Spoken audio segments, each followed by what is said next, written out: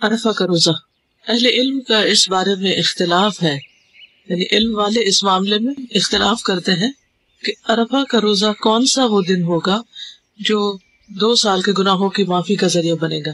تو ایک گروہ کی رائے یہ ہے کہ جس دن عرفات کے میدان میں حاجی وقوف کرتے ہیں باقی لوگ بھی اسی دن کی پیروی کریں گے، اور یہ خیال ہے ابن باز کا، اس کے علاوہ بھی کچھ لوگ ان کے ساتھ ہیں۔ دوسرے گروہ کی رائے یہ ہے کہ عرفہ کا دن 9 ذی الحجہ ہے، 9 ذی الحج، خواہ یہ حاجیوں کے عرفہ کے دن کے موافق ہو یا نہ ہو، چاہے اس دن عرفات میں وہ کھڑے ہوں یا نہ ہو۔ آپ جس علاقے، جس ملک اور جس شہر میں رہتے ہیں، ہر ملک کی اپنی رویت ہے، جیسے نمازوں کے اوقات اپنے اپنے ہیں، جیسے سورج نکلنے اور غروب ہونے کے اوقات اپنے ہیں، اسی طرح چاند کو دیکھنے کے بھی اپنے اپنے اوقات ہیں۔ چاند ایک وقت میں ہر جگہ نظر نہیں آتا، اس لیے نبی صلی اللہ علیہ وسلم نے یہ جو فرمایا ہے کہ صوموا لرؤیتہ وافطروا لرؤیتہ، اس کو دیکھ کے روزہ رکھو اور دیکھ کے روزہ رکھنا چھوڑو۔ تو اس اعتبار سے جب چاند کو فالو کرتے ہوئے ذی الحج شروع کیا جائے گا، نہ کہ مکہ کو سامنے رکھتے ہوئے، تو جس دن بھی پھر 9 ذی الحج ہوگی اس دن کا روزہ رکھنا ہوگا، ٹھیک ہے۔ اور یہ رائے ہے ابن عثیمین رحمہ اللہ کی، عبداللہ بن جبرین، اور اسی طرح کچھ اور بھی علماء اس میں شامل ہیں۔ اور یہ سب یہ کہتے ہیں کہ کان رسول اللہ صلی اللہ علیہ وسلم یصوم 9 ذی الحجہ، کہ نبی صلی اللہ علیہ وسلم 9 ذی الحج کو روزہ رکھتے تھے، یعنی انہوں نے اس حدیث کو لیا ہے۔ تو 9 ذی الحج جس ملک میں جہاں کہیں بھی ہوگی ان کے لیے وہی روزے کا دن شمار ہوگا، کیونکہ پھر اس سے اگلا دن ان کا عید کا ہوگا۔ تو ابن عثیمین یہ کہتے ہیں کہ مطلب مختلف ہونے کی بنا پر چاند بھی مختلف ہے۔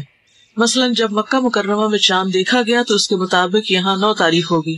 کسی دوسرے ملک میں مکہ سے ایک دن پہلے چاند نظر آ گیا، جیسے فار ایسٹ میں، تو ان کے ہاں 10واں دن یوم عرفہ ہوگا۔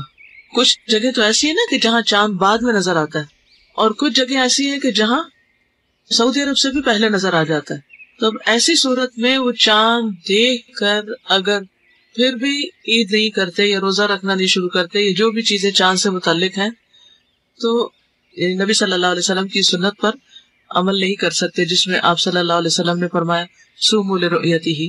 تو اس لیے وہ کہتے ہیں کہ جہاں ایک دن پہلے چاند نظر آئے گا وہاں یوم عرفہ جو سعودیہ کا ہے، وہ وہاں کا 10واں دن عید کا دن ہوگا، لہٰذا ان کے لیے اس دن روزہ رکھنا جائز نہیں، کیونکہ یہ عید کا دن ہے۔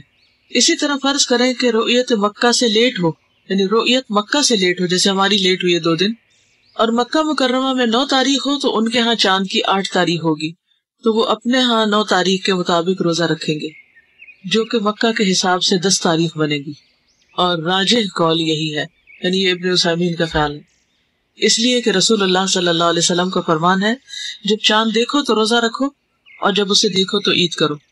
اور وہ لوگ جن کے ہاں چاند نظر نہیں آیا اور انہوں نے چاند نہیں دیکھا، اور جیسا کہ سب لوگ بالاجماع طلوع فجر اور غروب شمس میں سے ہر علاقے کا اعتبار کرتے ہیں، سورج کے نکلنے اور غروب ہونے کا، اسی طرح مہینے کی توقیت بھی یومی توقیت کی طرح ہوگی۔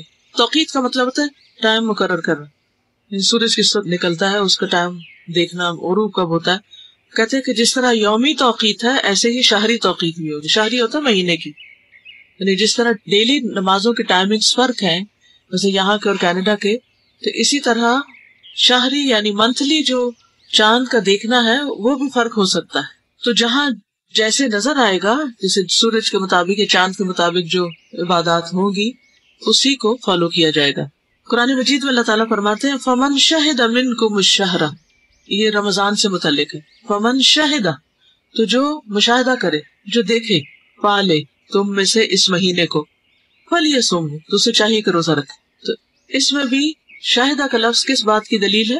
شہادت، جو وٹنس کرے، اور جو بیمار ہو یا مسافر ہو اسے دوسرے دنوں میں گنتی پوری کرنی چاہیے۔ اللہ تمہارے ساتھ آسانی کا ارادہ چاہتا ہے، سختی کا نہیں۔ وہ چاہتا ہے کہ تم گنتی پوری کر لو اور اللہ تعالیٰ کی دی ہوئی ہدایت کے مطابق اس کی بڑائی بیان کرو اور اس کا شکر ادا کرو۔ تو اس کا مفہوم یہ ہے کہ اگر کسی نے مہینہ نہیں پایا، چاند نہیں دیکھا، تو اس پر پھر روزہ رکھنا اس دن کا لازم نہیں ہوگا، وہ آغاز نہیں کرے گا۔ اب سوال ہی پیدا ہوتا ہے کہ ہو سکتا ہے چاند ہو لیکن بادل ہو اور اس وجہ سے نہ دیکھ پا رہے ہیں، تو اس کا بھی حل بتایا آپ نے۔ بخاری کی روایت ہے صوموا لرؤیتہ وافطروا لرؤیتہ فإن غمی علیکم فأکملوا عدۃ شعبان 30، جب تم اس چاند کو دیکھو تو روزہ رکھو، جب اس کو دیکھو تو روزہ رکھنا چھوڑ دو، اور اگر تم پر بات